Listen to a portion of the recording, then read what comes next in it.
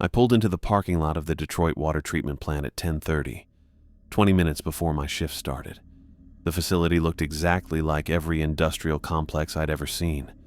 Concrete buildings, chain-link fencing, and enough warning signs to paper a small house. Nothing about it screamed supernatural hotspot. But then again, I'd learned not to trust first impressions when it came to night security jobs. The main gate stood open, and a man in his 50s waited beside a small guardhouse. He had rough, work-worn hands, and he looked tired. This had to be Rick Patterson, the supervisor who'd hired me over the phone with surprisingly few questions about my background. "You Thompson?" he asked as I approached. "That's me." Rick looked me up and down, taking in my standard security uniform, dark blue shirt, matching pants, solid boots. I'd worn my best pair, the ones without scuff marks, figuring first impressions mattered. He nodded once, apparently satisfied with whatever he saw. "Follow me." He turned and walked toward the guardhouse without waiting for a response. I jogged a few steps to catch up, already getting the sense that Rick wasn't much for small talk. The guardhouse was a basic setup. Desk, chair, bank of monitors showing various camera feeds from around the plant, and a really old coffee maker. "Radio," Rick said, pulling a handheld device from a charger. "Flashlight." He handed me a heavy-duty model that felt substantial in my grip. "And these." From his jacket pocket, he took out a laminated sheet covered in text. At the top, someone had written, "Night Security Protocols," in block letters. I started reading and immediately wished I hadn't. Rule 1.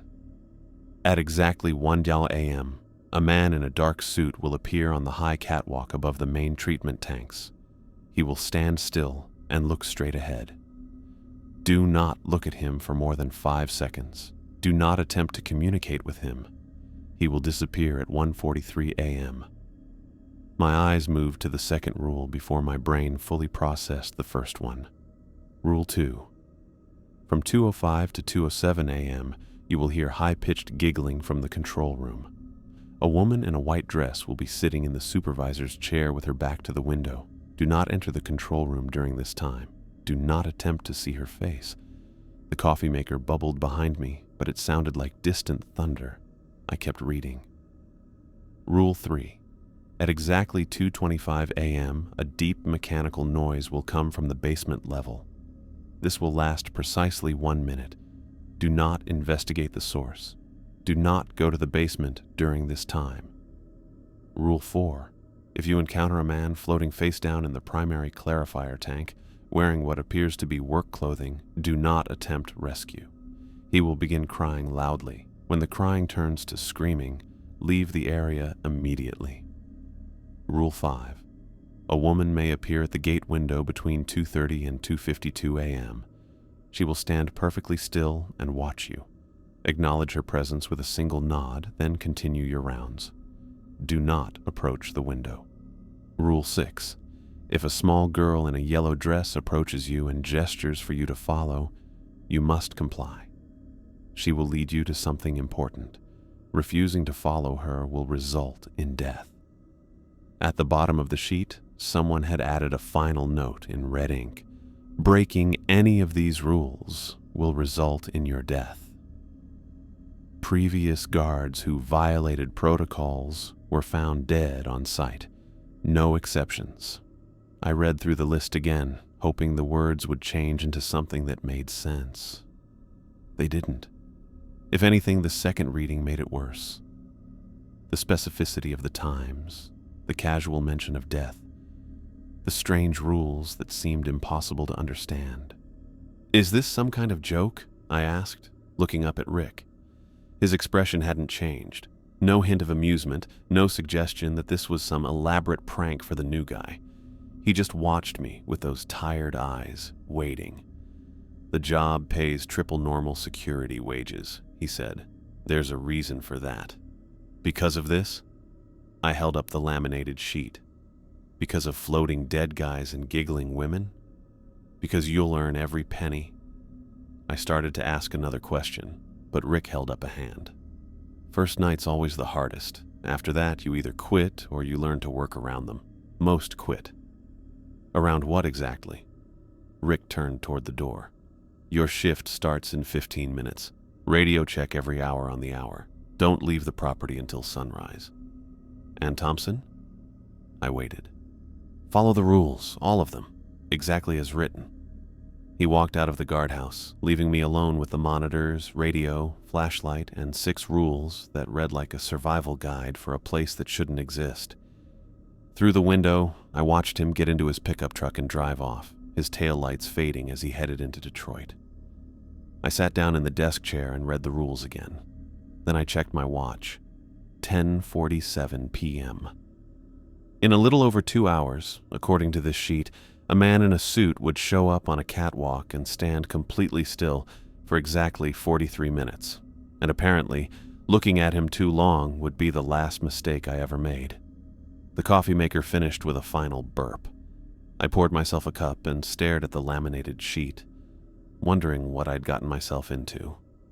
I settled into the desk chair and tried to focus on the security monitors, but I kept looking back at that laminated sheet. The rules sat next to my coffee cup like some kind of crazy guidebook, each line more impossible than the last. Every few minutes I checked my watch. 11:17 p.m., then 11:23. The time crept forward so slowly. The plant stretched out beyond the guardhouse windows, a maze of concrete tanks and metal pipes lit up by bright lights. Steam rose from various points throughout the facility, creating moving shadows that made me jump whenever something moved. I told myself it was just equipment doing what equipment did, but my fingers drummed against the desk anyway. At 11:45, I stood up and walked to the window. The metal walkway Rick had mentioned was clearly visible, running above the main treatment tanks about 30 yards from where I sat. Nothing there now except empty steel grating and lights. I checked the rule sheet again, reading the first entry for the dozenth time. A man in a dark suit would appear at exactly 1 a.m. He'd stand motionless and stare straight ahead. Don't look at him for more than 5 seconds. What happened if I looked for 6 seconds? 7? The red ink at the bottom of the page suggested I didn't want to find out. I poured another cup of coffee and walked around the small guardhouse, checking the radio, testing the flashlight, doing anything to keep my hands busy. The minutes passed slowly. 12:15 a.m., 12:32 a.m., 12:47 a.m. At 12:55, I positioned myself at the window with a clear view of the walkway. My watch showed the seconds counting down. 12:59:45, 12:59:50, 12:59:55. 1 a.m. He was there. I blinked hard, thinking maybe my tired eyes were seeing things. But when I opened them again, the figure was still there. A tall man in a dark suit stood perfectly still on the walkway, facing away from me toward the far end of the facility. He was standing super straight, not moving at all. I counted in my head. 1 second, 2 seconds, 3. The man never moved, never turned, never showed any sign of life. 4 seconds. 5. I forced myself to look away, focusing instead on the radio beside me. The rule was clear about 5 seconds, and I wasn't about to test what happened at 6. My coffee cup rattled against the desk when I set it down, the only sound besides the distant noise of plant machinery. When I glanced back at the walkway, he was still there. Same position, same stillness. I checked my watch and started tracking the minutes. According to the rule, he'd disappear at 1:43 a.m. 43 minutes of standing motionless seemed impossible for any living person, but then again, maybe that was the point. I busied myself with other tasks, checking the monitors and walking around the guardhouse, but I couldn't stop stealing quick glances at the walkway. Each time, the figure remained exactly as before. No change in position, no movement whatsoever. It was weird, like someone had stuck a statue up there. At 1:40, I positioned myself at the window again. 3 minutes until he was supposed to disappear. I watched the seconds tick by on my watch, being careful not to stare at the figure for longer than 5 seconds at a time. 1:43 saw us, a.m. Heavy footsteps sounded across the metal grating, the noise carrying through the night air, steady steps, moving from one end of the walkway toward the other. I looked up just long enough to see the figure was gone, but the footsteps continued for several more seconds before fading away. Then nothing. Empty walkway, empty air, like he'd never been there at all. I slumped against the window frame and checked the time. 1:44 a.m. 21 minutes until the next encounter. According to the rule sheet, high-pitched giggling would start at 2:05 from the control room, and a woman in a white dress would be sitting in Rick's chair. Don't enter the room. Don't try to see her face. The control room was visible through a large window about 50 feet from the guardhouse. Right now it looked normal. Banks of monitors showing various readouts. Rick's empty chair pushed up to the main console. Everything exactly as it should be. I'd walked past it during my initial tour with Rick, noting the organized layout and the soft glow from multiple screens. At 2 hours, I started watching the control room more closely. 5 minutes until the giggling was supposed to start. The monitors continued their steady display of plant operations, numbers and graphs updating in regular cycles. Rick's chair sat empty, facing the main console. 2:05 a.m. The laughter started immediately, high-pitched and musical, carrying through the concrete corridors between buildings. Not crazy or threatening, just someone finding something genuinely funny. The sound traveled clearly through the night air, definitely coming from the direction of the control room. I moved to the window for a better view. A woman sat in Rick's chair, her back to the window. She wore a white dress that stood out against the dark office furniture and gray equipment. Her shoulders shook with each giggle, making the chair rock slightly. The monitors in front of her continued their normal displays, as if her presence didn't affect them. The giggling continued, never pausing for breath, never changing in pitch or tone. Just that same musical laughter repeated over and over while she sat facing the monitors. I found myself trying to see more detail, wondering what she was looking at that was so amusing, but the rule said not to try seeing her face. At 2:07, the laughter stopped. Complete silence, like someone had hit mute. I kept watching the control room, but the woman was gone. The chair sat empty again, pushed up to the console exactly as before. No sign anyone had been there, except for the memory of laughter that still seemed to hang in the air. I checked my watch. 2:07:15 a.m. 18 minutes until the next encounter. A deep mechanical sound from the basement lasting exactly 1 minute. Don't investigate. Don't go downstairs. The basement entrance was visible from the guardhouse, a heavy door marked with warning signs about authorized personnel only. During Rick's tour, he'd mentioned that most of the plant's electrical and pumping equipment was down there, but he hadn't offered to show me around. Now, I understood why. At 2:20, I started feeling nervous again. The first 2 encounters had happened exactly as the rules described, down to the minute. Part of me had hoped they were elaborate pranks or coincidences, but the timing was too perfect. Whatever was happening here followed a schedule I couldn't understand. 2:25 a.m. The sound started deep underground, vibrating through the concrete floor and up through my feet. It wasn't the normal mechanical sounds of the plant. This was something else entirely. A low-frequency drone that seemed to come from the very bottom of the building. The sound filled my chest and made my teeth ache, like standing too close to a massive speaker. I gripped my flashlight and stared at the basement door, fighting every instinct that told me to investigate. The rule was specific about not going downstairs, and after what I'd already seen, I wasn't about to start questioning the instructions. Whatever was making that sound could stay in the basement where it belonged. The noise continued for what felt like hours, but was probably only seconds. It filled the air around the guardhouse, shaking the windows and making my coffee cups slide across the desk. Then, at exactly 2:26 a.m., it stopped suddenly. Silence returned to the plant, broken only by the normal sounds of pumps and filtration equipment. I checked my watch again. 2:26:30 a.m., 3 encounters down, and somehow I was still alive. I walked around the guardhouse on shaking legs, trying to process what I'd experienced. The man on the walkway, the giggling woman, the basement noise, all exactly as described in the rules, all happening precisely when predicted. Whatever Rick had gotten me into was real, and it followed its own impossible rules.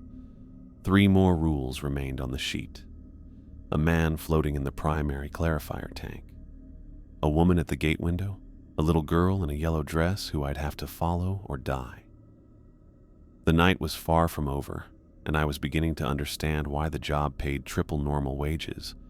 I sat back down at the desk and stared at the monitors, wondering what else was waiting for me in the hours before dawn. I walked back through those same gates 24 hours later, my hands steadier than I expected them to be. Part of me had hoped it was some elaborate hazing ritual, that Rick would call the next morning with an apology and an explanation. No such call came. My uniform felt different this time, less like costume and more like protective gear. I'd spent the day replaying every moment from the night before, trying to convince myself there had to be rational explanations. Equipment malfunctions creating shadows that looked like people. Sound systems playing pre-recorded laughter. Subsonic vibrations from old machinery. By evening, I'd almost managed to believe my own theories. Almost. Rick wasn't waiting this time. The guardhouse sat empty, just the monitors displaying their feeds and that coffee maker ready for another night of overuse. I checked the desk drawer and found a fresh copy of the protocols, identical to the one from the night before. Same rules, same red ink warning at the bottom, same impossible instructions that I now knew worked exactly as advertised. The radio crackled to life at 11 p.m. sharp. Rick's voice came through the static, matter-of-fact as always. "Thompson, you there?" "Yeah, I'm here." "Good. Same rules as last night. Call if you need anything, but you won't." The transmission ended before I could respond. I sat back in the chair and looked out at the plant, noticing how different it felt now that I knew what lived here. The same concrete tanks and metal pipes, but they seemed to be waiting for something, or someone. Around 11:30, I was walking past the monitors when movement caught my eye. Tank number 3, the primary clarifier, showed something that didn't belong. I leaned closer to the screen, then grabbed my flashlight and headed outside. The clarifier tank was about 40 feet across, filled with treated water that normally ran clear and still. Tonight, something floated face down near the center. A man in what looked like a janitor's uniform, his arms spread wide and completely still. The fabric of his shirt moved slightly in water that barely stirred. I started walking toward the tank's edge, my flashlight shining across the water's surface. This had to be Rule 4, the floating man I wasn't supposed to rescue. But seeing him there, apparently drowning, made me want to help. You don't walk away from someone in trouble. The man's body convulsed. A sob escaped from him, muffled by the water, but clearly audible in the night air. His shoulders shook with the force of it, sending ripples across the tank's surface. The crying grew louder, more desperate, bouncing off the concrete walls surrounding the clarifier. I stopped walking, my flashlight pointing at him. The rule had been specific. Don't attempt rescue. He'll start crying loudly. When the crying turns to screaming, leave immediately. His sobs grew more violent, his entire body shaking as he wept into the treated water. The sound carried across the plant, awful and strange, and not human at all. I backed away from the tank's edge, fighting every urge that told me to dive in and pull him out. The crying changed. What had been sobs became something else entirely. Agonized screams that seemed to tear from his throat. The sound bounced off the concrete walls and metal pipes, coming at me from all directions. My hands covered my ears automatically, but the screaming cut through anyway, sharp and desperate and wrong. I ran. Not walked, not backed away carefully. I ran from that tank like something was after me. The screaming got louder and more frantic with each step I took. Only when I reached the guardhouse did it finally stop, ending so suddenly that my ears rang in the quiet. Through the window, I could see the clarifier tank in the distance. The water looked calm and empty, no sign of the floating man or his impossible screams. I checked the monitors and saw the same thing. Clear water, normal operations, nothing out of place. I spent the next few hours jumping at every sound, every shadow that looked strange on the monitors. The coffee tasted bitter and my hands shook. But the plant stayed quiet, just normal industrial sounds and the occasional distant buzz of machinery doing its job. At 3:15 a.m., I saw her, a small figure near the chemical storage area, barely visible in the harsh fluorescent lighting. I grabbed my flashlight and stepped outside, keeping my distance until I could see better. A little girl, maybe 8 years old, wearing a yellow dress that stood out against the gray concrete. Her hair was dark and braided, hanging down her back in two neat plaits. No shoes on her feet, which should have been concerning given the industrial environment, but somehow wasn't the strangest thing about her being there. She turned toward me and beckoned with one small hand, clearly telling me to follow. Rule 6. If a girl in a yellow dress approaches and gestures to follow, comply, or die. The choice seemed pretty straightforward. I walked toward her, my flashlight lighting up the ground between us. She waited until I got within 10 feet, then turned and started walking deeper into the plant. No words, no sign that she knew I was following, just that confident movement of someone who knew exactly where she was going.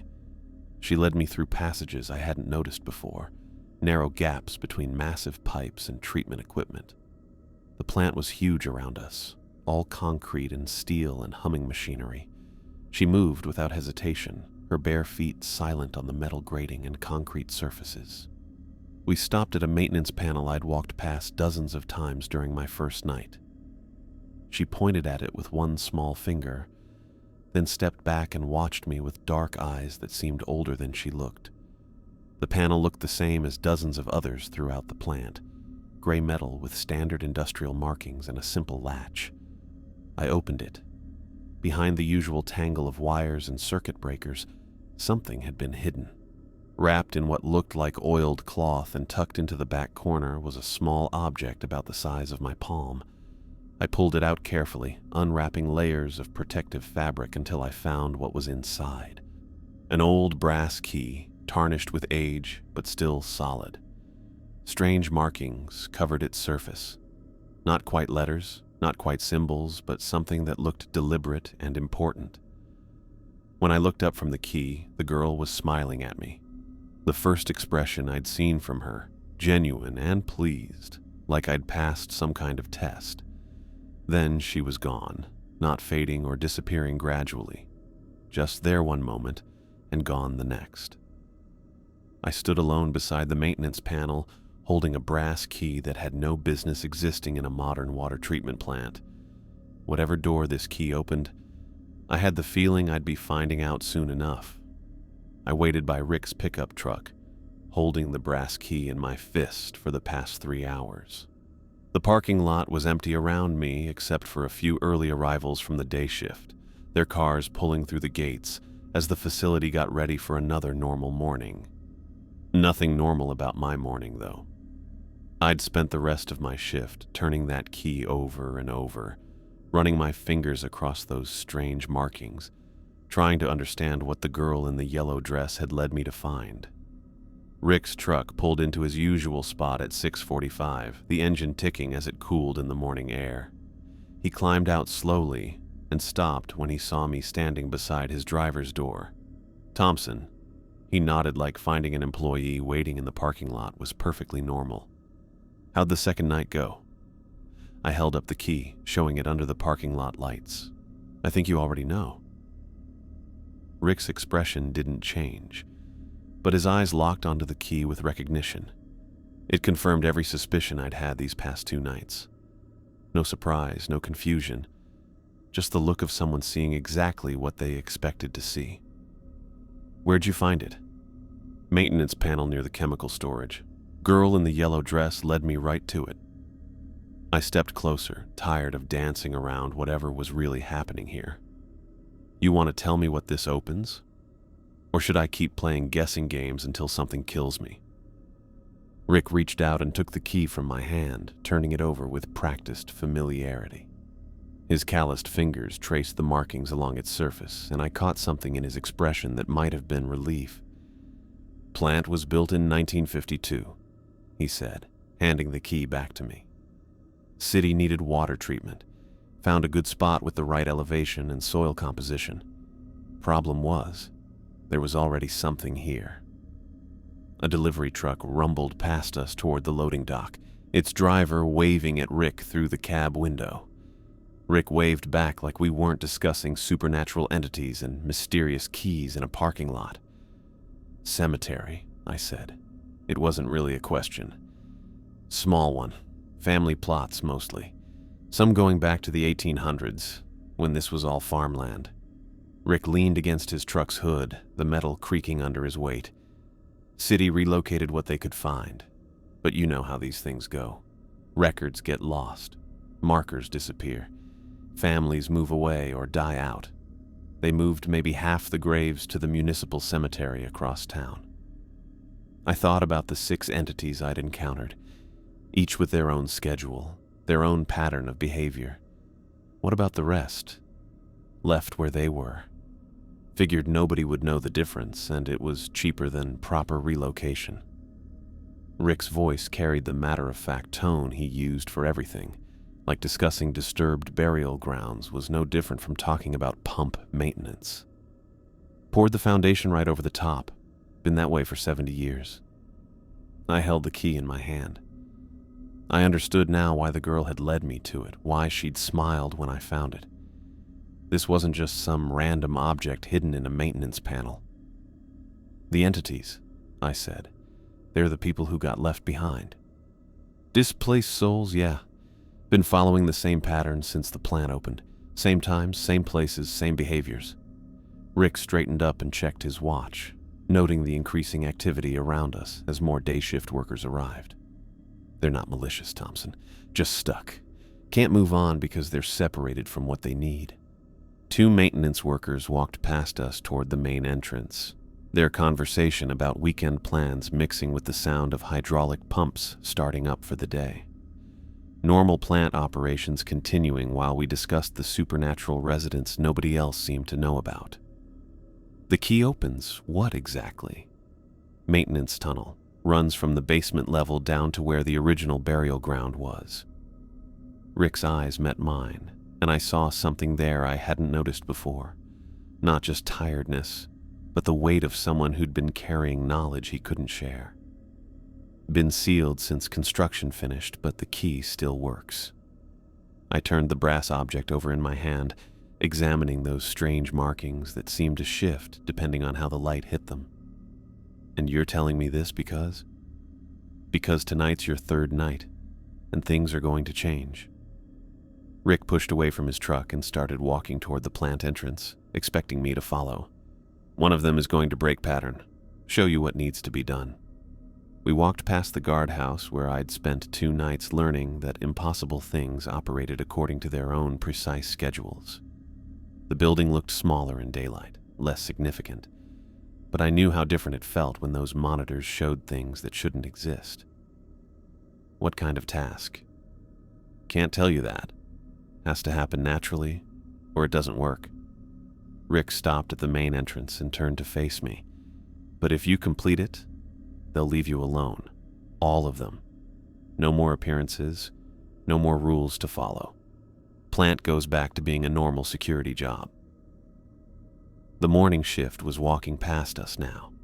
Workers going to their stations for another day of treating Detroit's water supply. They nodded at Rick, a few acknowledging me as the new night security guy. Nobody seemed aware that 6 homeless people shared their workplace. "And if I don't complete it?" Rick's expression darkened. "They've been contained here for 70 years because this is where their remains are located. You take that key off the property, you break that containment." I suddenly understood. Looking at the brass key, I finally realized why Rick had been so matter-of-fact about everything. Why he'd hired me with minimal questions, why the pay was triple normal wages. They'd follow me home. They'd follow you everywhere. No more schedules, no more predictable patterns, just 6 displaced souls who can't rest, and you'd be the person who has their key. Rick opened the main entrance door, ready to head inside for whatever administrative work filled his days. Third night, Thompson. Use the key when one of them shows you where to go. Do what needs to be done. It's the only way out. He went into the building, leaving me in the parking lot with a brass key that was now both my way out and my prison. The day shift workers walked past me, heading into the plant for their regular jobs. I walked back to my car, knowing I'd be back in 16 hours for a night that would either free me from this nightmare or trap me in it for good. I put the key in my pocket and drove home to spend the day acting like I still had a choice. But Rick was right. I was stuck now and had to finish what I started in that underground tunnel. The only way out was down, through a sealed passage to a burial ground hidden under tons of concrete and 70 years of factories. Tonight, one of them would break their pattern and show me the way. I walked through the gates for what I hoped would be the last time as an ordinary security guard, with the brass key in my uniform pocket. 3 nights ago, this place had looked like any other industrial facility. Tonight, it seemed like a place where I was about to fight for my freedom with tools I barely understood. The guardhouse was exactly how I'd left it a day earlier. Same monitors showing their feeds, same coffee maker ready for another sleepless shift, same desk chair where I'd been sitting while watching Impossible Things. I went through the usual routine of checking equipment and reviewing the protocols, though the laminated sheet didn't seem as important now. I knew the patterns, the schedule, and the players in this nightly routine. What I didn't know was which entity would break their routine and show me where to use the key. The hours went by slowly. I made coffee, walked around the guardhouse, checked the radio connection with a security company that had no idea what actually happened here after dark. Normal plant sounds were in the background. Pumps running, filtration systems making noise, the steady industrial sounds that never really stopped. At exactly 1 a.m., the man in the dark suit appeared on the catwalk. Same position as the previous 2 nights, facing away from me toward the far end of the facility, his posture stiff and completely still. I counted 5 seconds, looked away, kept busy with monitor checks while sometimes glancing to make sure he hadn't moved. 43 minutes, the same time as every night, the same pattern that had been happening since the plant opened. I watched my watch count through the familiar countdown. 1:40, 1:41, 1:42. At 1:43 a.m., the footsteps began as expected, heavy, measured, deliberate, the sound of dress shoes on metal grating that told me to look away and wait for him to disappear. But the footsteps stopped. I looked up from my watch to find him still there, but everything about him had changed. Instead of facing away, he'd turned to look directly at the guardhouse. Directly at me. His face wasn't clear in the harsh fluorescent lighting, but I felt him watching me. His arm raised slowly, pointing toward the main building with certainty. Not toward the treatment tanks or the control room or any of the outdoor areas where his colleagues did their nightly routines. Toward the basement entrance I'd been warned never to go near during the 2:25 a.m. noise. He held that position for exactly 30 seconds, then disappeared. Not gradually, not with fading footsteps, just gone in an instant. The catwalk was empty, but his message was clear. I grabbed my flashlight and the radio, checked that the brass key was in my pocket, and headed outside. The plant spread around me in all directions. Concrete and steel and industrial equipment that looked normal under the bright lights. Nothing suggested that I was about to go into a 70-year-old secret buried under tons of foundation. The basement entrance was exactly where Rick had shown me during that first night tour, a heavy door with authorized personnel warnings and safety notices. I'd walked past it dozens of times over the past 2 nights, never thinking to try the handle or wonder what was behind it. Now it was the only way forward, the door between my current situation and whatever solution waited below. The handle turned easily. No locks, no extra security, just a simple latch that opened to a concrete stairway going down into darkness. Emergency lighting strips along the walls gave just enough light to walk safely, but not enough to see very far ahead. I turned on my flashlight and started down. The basement level spread out in all directions, a maze of utility corridors and mechanical rooms that served the plant above. Big pipes ran along the ceiling, carrying treated water and chemicals throughout the facility. Electrical panels lined the walls, their warning labels and circuit diagrams creating a technical landscape that seemed familiar after 3 nights of security rounds. I walked deeper into the basement, shining my flashlight on the walls and looking for anything that might need a brass key from the 1800s. Most of the infrastructure was from the plant's construction in 1952, clearly labeled and well-maintained. But in the far corner, behind the main electrical panel, something looked different. The electrical panel was bigger than the others, wider and taller, mounted against what looked like a solid concrete wall. But as I got closer, I noticed a gap along the panel's right edge, not damage or bad installation, but a deliberate space just wide enough for someone to slide behind the equipment. I squeezed through the gap, my flashlight showing what the electrical panel had been positioned to hide. Set into the concrete wall, almost invisible unless you knew exactly where to look, was a door made of heavy wooden planks with iron straps. The wood looked very old, much older than the surrounding concrete, like something kept from an earlier time. In the center, at chest height, was a brass lock that matched the key in my pocket perfectly. The key went in smoothly, turning easily like well-maintained hardware. The lock clicked open, and the wooden door swung inward without making a sound. Beyond was a tunnel dug from earth and stone, narrow enough that I had to duck slightly to avoid hitting my head on the uneven ceiling. The walls were rough but stable, lined with what looked like fieldstone and mortar that had stayed firm for decades. My flashlight beam went ahead into darkness that seemed to eat the light, showing nothing about how far the passage went. I started walking, keeping one hand on the stone wall for guidance, my footsteps quiet on earth that had never seen daylight. The tunnel went straight for what felt like 100 yards, slowly going deeper underground, taking me away from the industrial world above and into something much older. The passage ended at a room carved from rock, roughly circular and just big enough for 6 people to stand comfortably. My flashlight moved across the space, showing details that made me stop breathing for a moment. 6 old headstones stood in a perfect circle around the room's edge, each made from different types of stone and clearly from different times. Some had names and dates I could still read despite decades of moisture and age. Sarah Collins, 1834, 1867. Thomas Wright, 1889, 1919.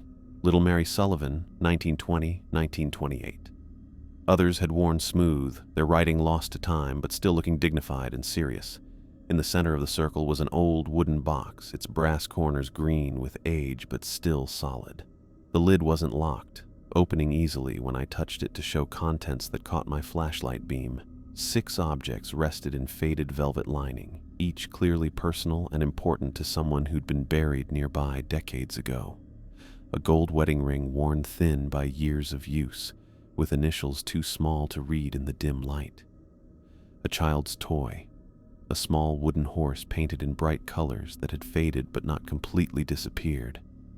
A military medal on a ribbon that had once been blue but now looked gray in the darkness. A woman's silver locket, tarnished but beautiful, with delicate designs on its surface. A man's pocket watch, its chain neatly coiled beside it, the glass face reflecting my flashlight beam. A small leather Bible, its pages yellow and fragile but still intact. I reached toward the wedding ring, and the moment my fingers touched it, emotion hit me hard.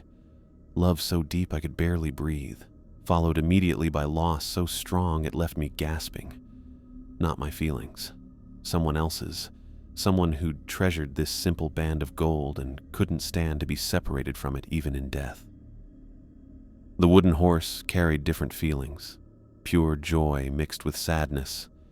The innocent happiness of a child who'd never grown old enough to understand why her favorite toy couldn't follow her to whatever came next. The military medal was full of pride and sacrifice, duty and honor, and the terrible feeling of surviving when others hadn't. Each object contained its own story, its own collection of human experience concentrated into physical form. As I touched the last item, the small Bible, the room filled with presents.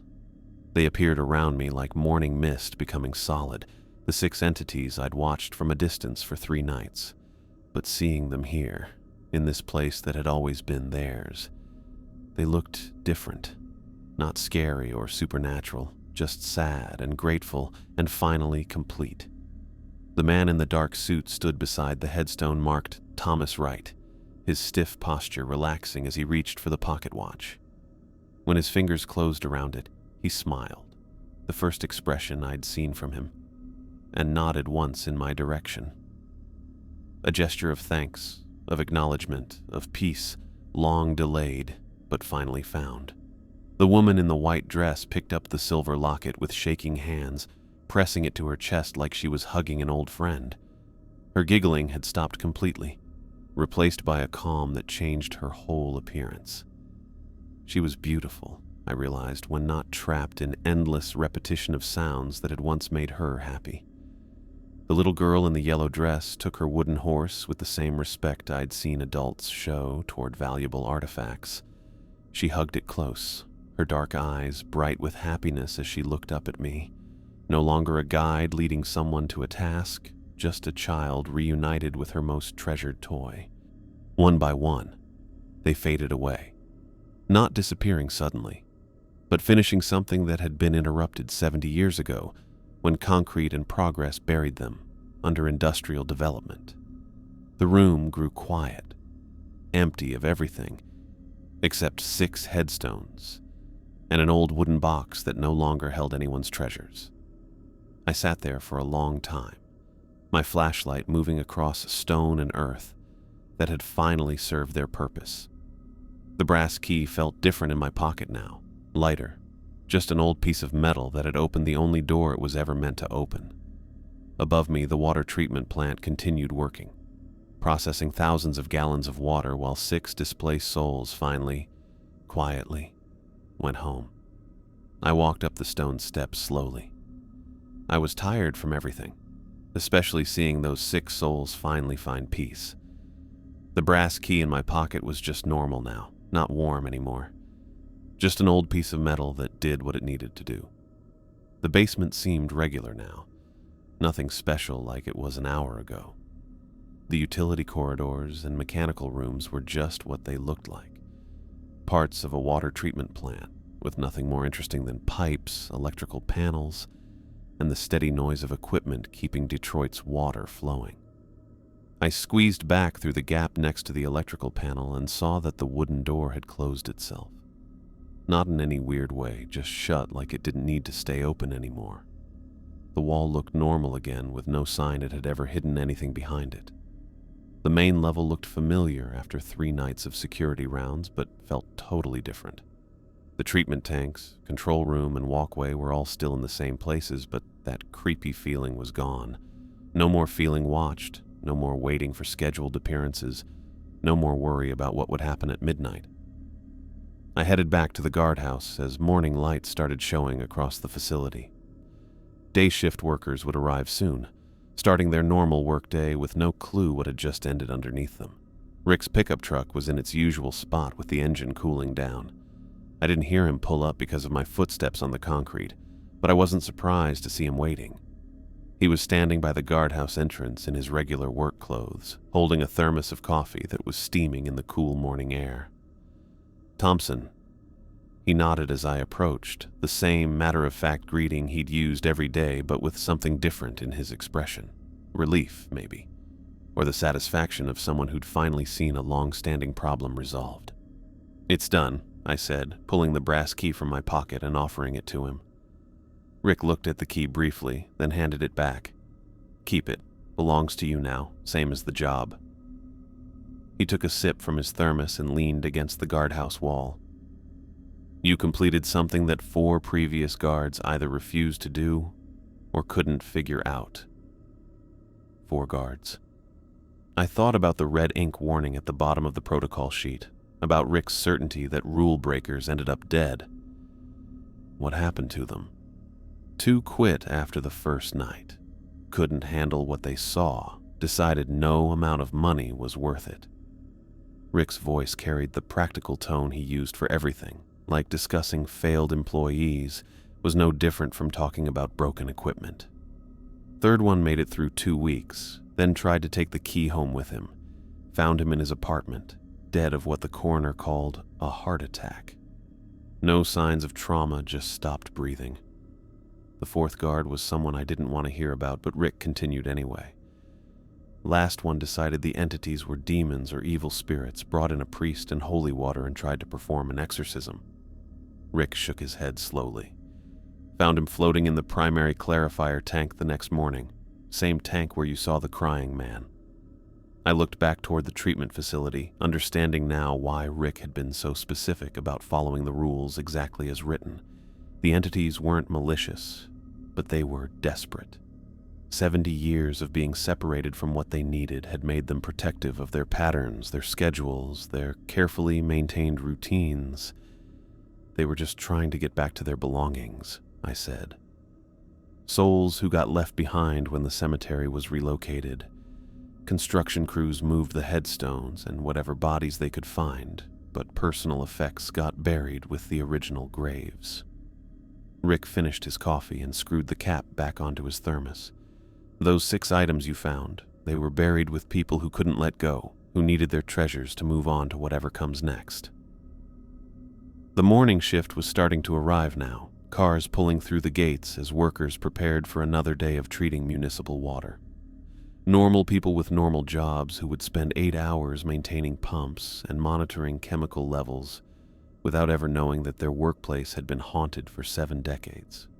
Plant's going to be quiet now, Rick continued.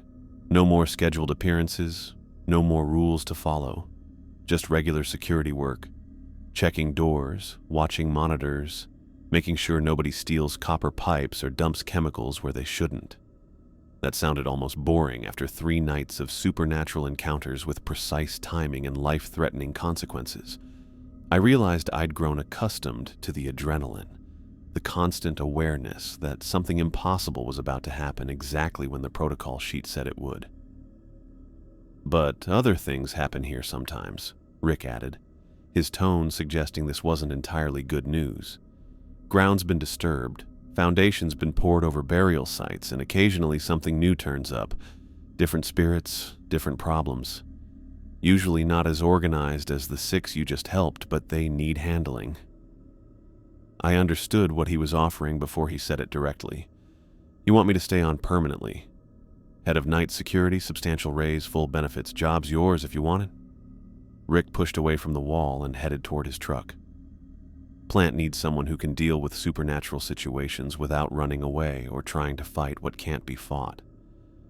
The offer made sense from every practical angle. Triple wages for work I now knew how to handle, a position with real responsibility, and the security of knowing that my nights would be genuinely quiet instead of filled with clockwork terrors. But more than that, I'd proven something to myself over the past 3 days. When faced with impossible situations, I could adapt and survive and eventually find solutions. I'll take it, I said. Rick nodded like he'd expected that answer. Paperwork's in my office. Come by this afternoon and we'll make it official. He opened his truck door, then paused and looked back at me. Day shift supervisor's been asking questions about sounds during overlap hours. Says she's heard crying and laughter coming from empty areas. I got it right away. The day shift noticing weird stuff meant the normal world and the ghost world were closer than we thought.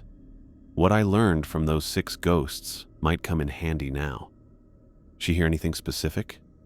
Mostly just wondering if the night security guard has been playing music or watching videos loud enough to carry into morning hours. Rick climbed into his truck and started the engine. Might want to prepare for some interesting conversations. He drove away, leaving me standing beside the guardhouse as people started arriving for the day shift. Workers came through the entrance with coffee cups and lunch bags, looking relaxed like it was just another normal workday.